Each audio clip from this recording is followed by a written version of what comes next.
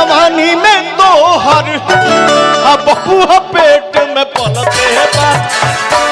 लइकावा कहला सारे तो सुन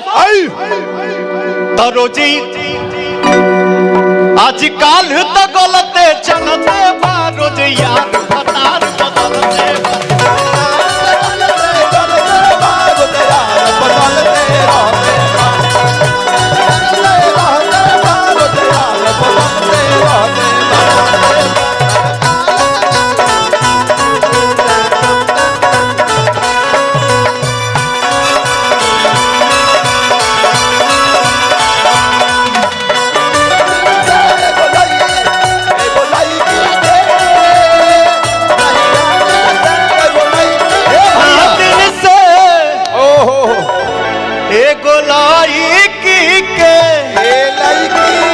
रही फेरा में हम लागल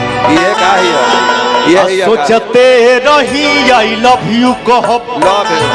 हतल दोसर ले भागल हतल दोसर ले भागल हतल दोसर ले भागल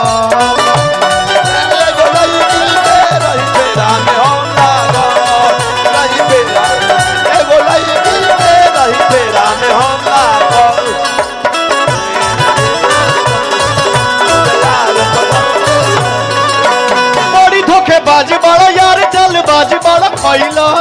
भुलैला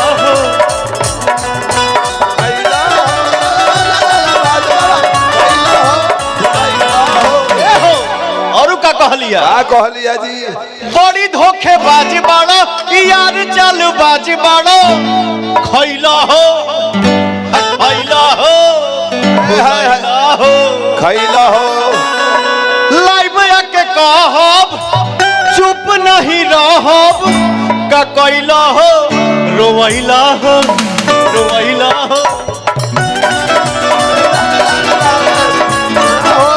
खैला हो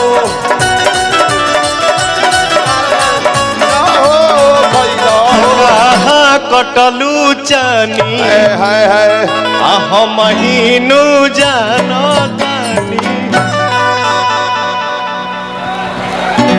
कुल के दोस्त तू तो हमारे के देला कुल के दोस्त तू तो हमारे के देला अब बतिया दिल में खलते है तो आजकल तो गलते चलते बा रोज यार फतार बदलते बा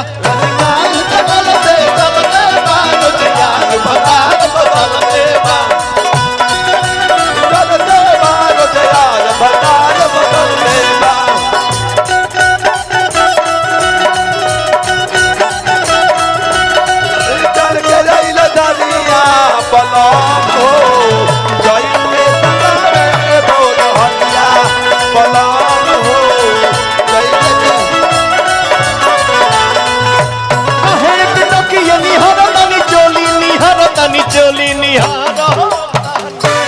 अरे बोली बोली ये मुखिया जी खाइब किया चाहिए